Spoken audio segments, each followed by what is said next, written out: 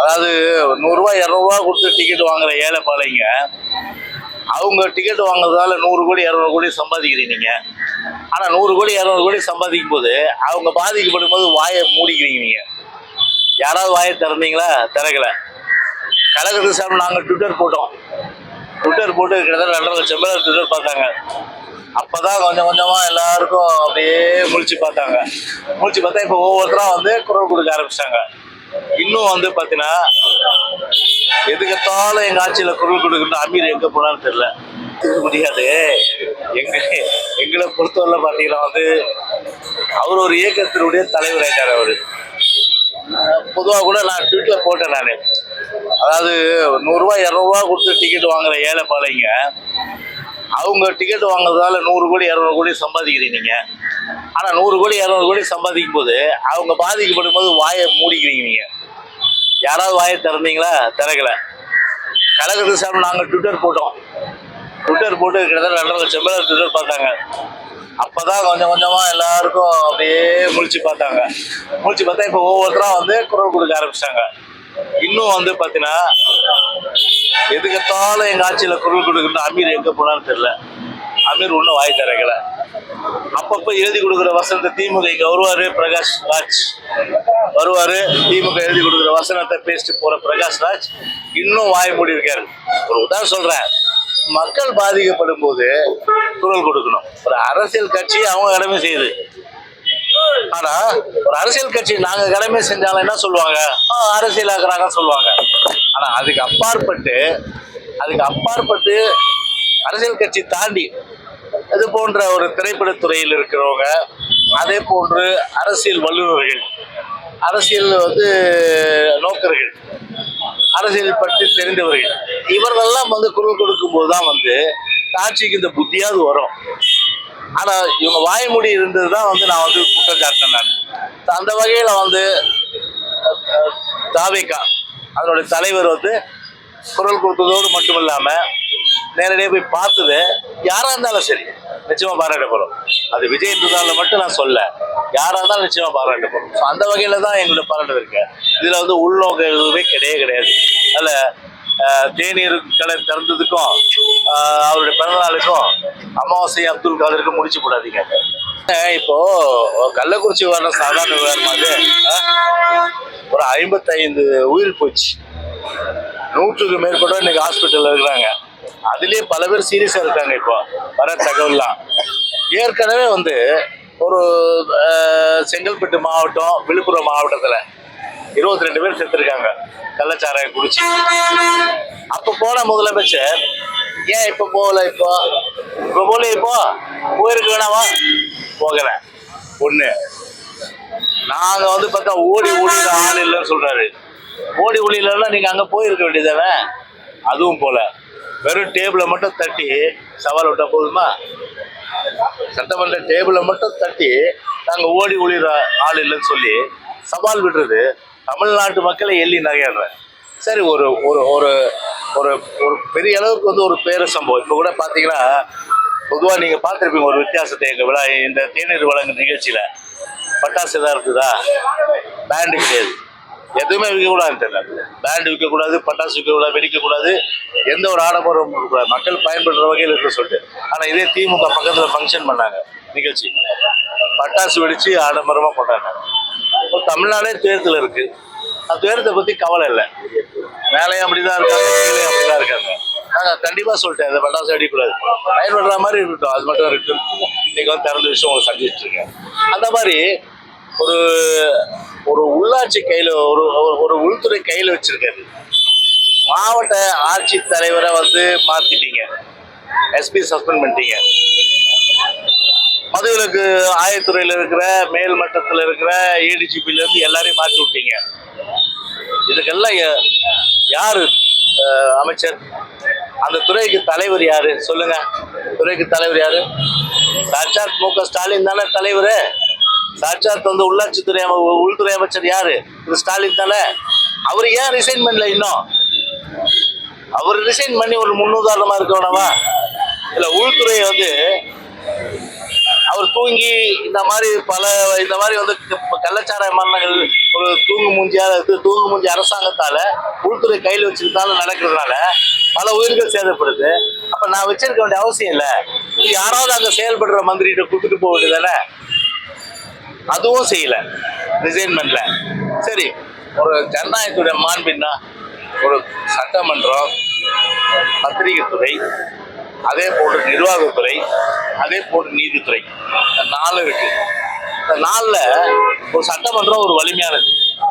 எங்க போய் பிரச்சனை சொல்ல முடியும்? ஐநாவில் எப்படி சொல்ல முடியலாமா? நம்ம தமிழ்நாட்டு பிரச்சனைய ஐநாவில் சொல்ல வேண்டிய விஷயம் ஐநாவில் சொல்லும். தமிழ்நாடு பிரச்சனை தமிழ்நாட்டில் தான் சொல்லும். தமிழ்நாட்டில் சொல்லணும்னா எங்க சொல்லும்? ஒன்று சட்டமன்றம், இல்லைன்னா வந்து ஜனநாயகத்து 4வது இருக்கிற இந்த மாதிரி இடத்துல. ஒரு சட்டமன்றத்திலேயே ஒரு மாண்புமிகு எதிர்கட்சி தலைவருக்கு அந்த உரிய ஒரு மரியாதை இல்லை. அந்த உரிய அளவுக்கு வந்து அவருக்கு பேச்சு உரிமை மறுக்கப்படுது. அவர் பேசாம மைக்க துடிச்சிருங்க. அப்படி ஆனா இன்னைக்கு நாட்டில் வந்து ஒரு பெரிய அளவுக்கு பத்திட்டு இருக்குது பிரச்சனை. 55 பேர் சேர்த்துருக்காங்க. கண்ணு இன்னும் வந்து 10 உழைச்சா கூட கண்ணு தெரியாது. அது வந்து மெத்தனால்ன்றது பார்த்தீங்கன்னா அவ்வளோ டேஞ்சரஸ். அப்படிப்பட்ட மெத்தனாலை வந்து குடிச்சு இன்னைக்கு வந்து ஒரு ஒரு ஒரு அந்த கள்ளக்குறிச்சி கருணாபுரம் வந்து ஒரு பெரிய அளவுக்கு ஒரு என்னன்னா ஒரு துயரம், வீட்டுக்கு வீடு சாவுன்ற அடிப்படையில் இருந்தா ஒரு எவ்வளவு பெரிய ஒரு மன வேதனைக்கும் ஒரு கண்ணீர் விடக்கூடிய அளவுக்கும் ஒரு இதயத்தை வந்து ஒரு ஒரு பெரிய அளவுக்கு வந்து பாதிக்கிற விஷயமா தான் இது இருக்கு. விஷயம் இருக்கும்போது ஒரு எதிர்கட்சி தலைவர் வந்து விவாதிக்கிறதுக்கு கேள்வி நேரம் ஒத்துவீங்க. கேள்வி நேரம் இல்லைன்னா ஒரு நாள் கேள்வி நேரம்னா தலை வச்சிருமா? சட்டசபை சபாநாயகரோட நான் கூட தான் இருந்திருக்கேன். நான் பிரச்சனைகளை அனுபவிச்சிருக்கேன். நான் இந்த மாதிரி வந்து உடனே கூட்டு கட்டா வெளியே தூக்கி போடுறது, கைது செய்யுது. அப்புறம் வந்து ஸ்பீக்கர் சொல்றாரு பாருங்க, ஏதோ வந்து நான் கூட ஸ்பீக்கர் இருந்திருக்கேன். என்ன சொல்லலாம், சரி இதெல்லாம் அவை குறிப்பில் ஏறாதுன்னு ஒரு வார்த்தை சொல்லி முடிச்சிடுவேன். இது அவை குறிப்பில் ஏறாது, இது குறித்து யாரும் பிரஸ்ல போடக்கூடாது, இது குறித்து வந்து எந்த ஒரு விவாதமும் தேவையில்லை. அப்படி ஒரு சர்வாதிகாரி மாதிரி வந்து ஒரு ஸ்பீக்கர் இருந்தா அப்புறம் வந்து அது வந்து சர்வாதிகாரிகள் கூடாரமா இல்லை வந்து சட்டமன்ற சட்டமன்றமான்றது ஒரு கேள்விக்குரியாது. ஸோ அந்த வகையில் அவர் எதிர்கட்சிகளை வெளியேற்றிட்டு குண்டுகட்டா தூக்கி போட்டு பேச விடாம அனுமதிக்கினா ஒரு ஜனநாயகத்தோட குரல் வலை ஒரு நெரிக்கப்படுது. ஊடகங்கள்லாம் சமூக வலைகள் தான் நெரிக்கப்படுதுன்னு பார்த்தா சட்டமன்றத்தில் நெரிக்கப்படுவதால் வந்து உண்மையிலேயே வந்து ஒரு வேதனைக்கும் ஒரு கண்டனத்துக்குரிய ஒரு விஷயமா நிச்சயமா இருக்குது. இப்போ ஒரு அதாவது கல்லூராயன் மலையில வந்து தான் காட்சி எல்லாமே அந்த மாவட்டத்துக்கு சப்ளை போகுதுன்னு தகவல் எல்லாமே. அதோட நான் ட்வீட் பண்ணேன், கல்வராயன் மலையா இல்லை வந்து இது கல்வராயன் மலையா இல்லை வந்து கள்ளச்சாராய மலையா கூட ட்வீட் போட்டேன் நான். அதை இதுக்கு விடை சொல்ல வேண்டியது யாரு? கவர்மெண்ட் தானே விடை சொல்லணும். இப்போ 600 பேரை பிடிச்சிருக்குன்றாங்க.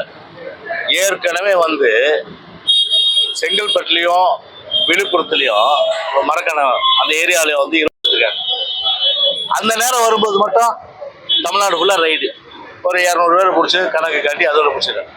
அப்போ அதன் பிறகு தொடர்ச்சியா இப்ப நடந்தது. அப்போ இது எப்படி நடந்தது? அப்போ இந்த சம்பவம் ஒரு அனுமானம் நடக்குது. அப்ப இந்த சம்பவம் நடக்கலன்னு வச்சுங்க, அப்ப தொடர்ச்சியா வந்து கள்ளச்சாராயம் வந்து தமிழ்நாடு நடந்துட்டு தானே இருக்கும். அது வியாபாரம் நடந்துட்டு தானே இருக்கும். அதுதான் சொல்றேன், இந்த ஒரு நபர் கமிஷன்றது வெறும் கண் துடைப்பு, போகாத ஊருக்கு வழியை தர்ற கதை. இது அதை ஆற வைக்கின்ற ஒரு செயல், ஒரு டைலூட் பண்ற ஒரு செயல். எனவே கண் துடைப்பு என்பது கண் துடைப்பு, ஒரு நபர் இது வந்து கண் துடைப்பு. ஏன் மடியில கணம்லாம் நான் சிபிஐக்கு விடுறாங்கன்னு சொல்லிட்டு போங்க.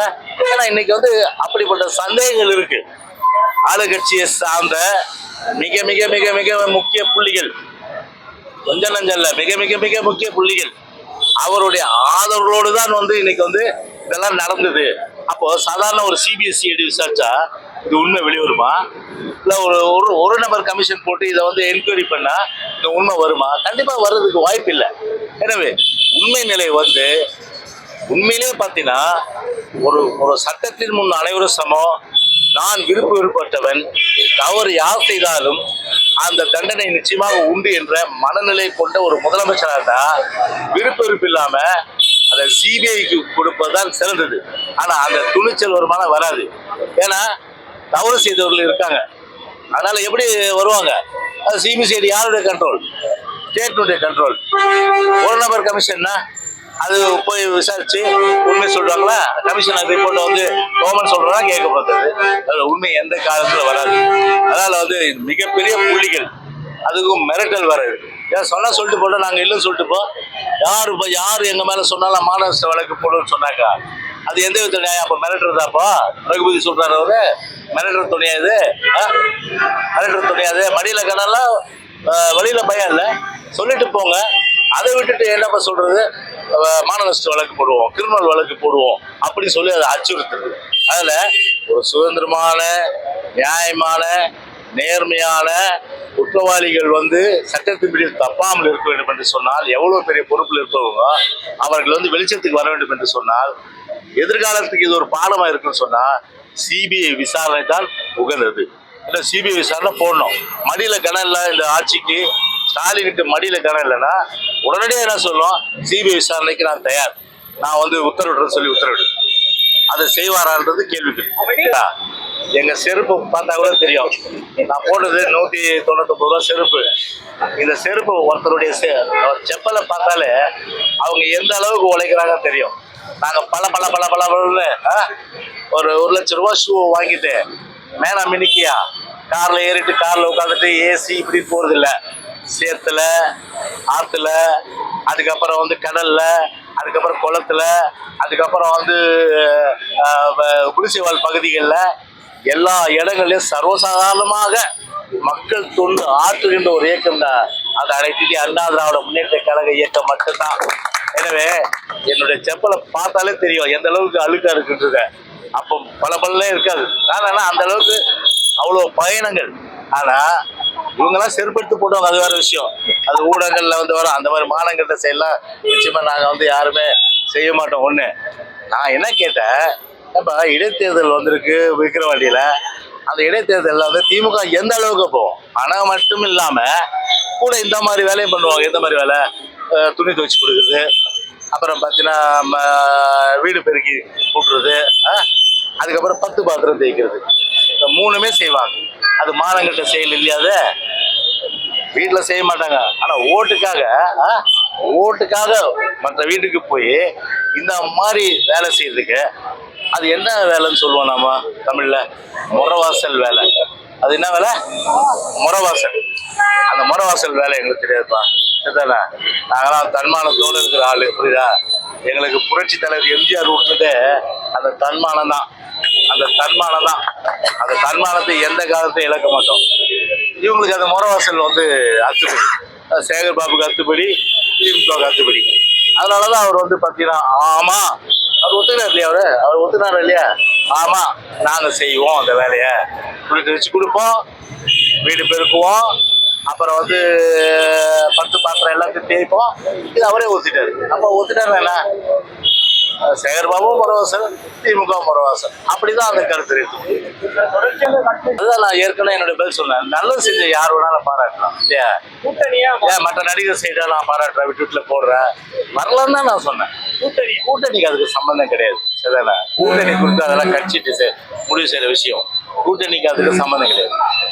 வேல்முருகன் நல்லது பண்ணாருன்னா நான் ட்வீட்ல போடுவேன், பரவாயில்ல. வேல்முருகன் பொறுத்தவரை திமுக விக்கிரவாண்டி எலெக்ஷன் நடக்குது, இப்போ அங்கே போய் நேரடியாக போய் ஒரு கள்ள ஓட்டு போடுறவனை பிடிச்சி அவரே வந்து கொடுத்தாரு. ஒரு பத்திரிகை நிருபர் ஒருத்தர் வந்து தைரியமாக ஜனநாயக கடமை ஆட்டுறாருன்னா வீட்டில் நல்லா போடுவார். அதுக்காக வேல்முருகன் கூட்டிருந்தா நல்லது சரிங்க பாராட்டுறேன். அது மாதிரி நடிகர்களாக இருந்தாலும் சரி, அரசியல் சாராத அரசியல் நோக்கர்களாக இருந்தாலும் சரி, நல்லது செஞ்சு போய் அங்கே வந்து பணியாற்றுனா, கடமையாற்றுனா நிச்சயமா பாராட்டு. அந்த வகையில தான் வந்து என்னுடைய எங்களுடைய ட்வீட் கூட, எங்களுடைய கருத்துக்கள் கூட, அதுக்கும் கூட்டணிக்கு எந்த சம்பந்தமும் கிடையாது. கூட்டணியில எதா இருந்தாலும் கட்சி தான் முடியும். இயங்க வேண்டிய அவசியம் எந்த காலத்துலயும் கிடையாது. புரியுதுங்களா? அவரை பொறுத்தவரை திரு அண்ணாமலை பொறுத்தவரையில அவர் தான் வந்து பாத்தீங்கன்னா வந்து 10 பேரை சேர்த்துக்கிட்டு நான் 20% 18% வாங்கிட்டேன்னு சொல்லுவாரு. நாங்க ஒரு ஆளு 20.6%. நீ அப்படி இருந்தா என்ன பண்ணிருக்கணும்? பிஜேபி இந்த எலெக்ஷன்ல தனியா 40 தொகுதியில நின்று பாலிச்சு உட்பட நின்று நாங்கள் ஒரு 15% வாங்கன்னு சொல்ல முடியுமா? சொல்லுங்க. அது முடியாதுங்க. தனியாக நின்னா ஏற்கனவே ஒரு 2% இருந்தது, இன்னும் 2%, 1% கூடுதலாக இருக்கு. அது கூட எதனாலன்னா பிரைம் மினிஸ்டர் 8 தடவை வந்ததுனால, 8 முறை வந்து ஒரு 2% அளவுக்கு கூடுதலாக இருக்கும். சும்மா வந்து எல்லாமே வந்து ஸ்டால் வாட் தானே, பெரிய பெரிய ஆட்கள் தான் நிற்க வச்சிங்க. யாரை நிற்க வச்சு? ஓபிஎஸ் நிற்க வச்சிங்க, டிஜி நிற்க வச்சிங்க, ஐஏசி சண்முகத்தை நிற்க வச்சிங்க. அதுக்கப்புறம் வந்து இவங்க பல பேர் இல்லையா, அந்த மாதிரி எல்லாரையும் நிற்க வச்சுருக்கீங்க. அந்த சைடு வந்து அவர் வேந்தன் யாரு, நம்ம பாரிவேந்தன் அவரு, அப்படி ஒவ்வொரு இடத்துலையும் பார்த்தா ஒரு ப்ராமினன்ட் ஃபிகரை நிற்க வச்சுட்டு அவங்க வாங்கின ஓட்டெல்லாம் பிஎம்கே வாங்கின ஓட்டெல்லாம் சேர்த்து 21 தொகுதியில் இருந்துட்டு ஆஹா நாங்கள் வந்து முன்னேறிட்டோம் சொன்னா இது முன்னேற்றம் இல்லை. அப்போ முன்னேற்றம் இல்லை. நீங்களே உங்களை பார்த்துட்டு என்ன பண்றீங்கன்னா உங்களை விமர்சனம் பண்ணிக்கணும். நம்ம வந்து முன்னேறல, அந்த அளவுக்கு தான் அது வந்து அந்த முடிவு காட்டுது.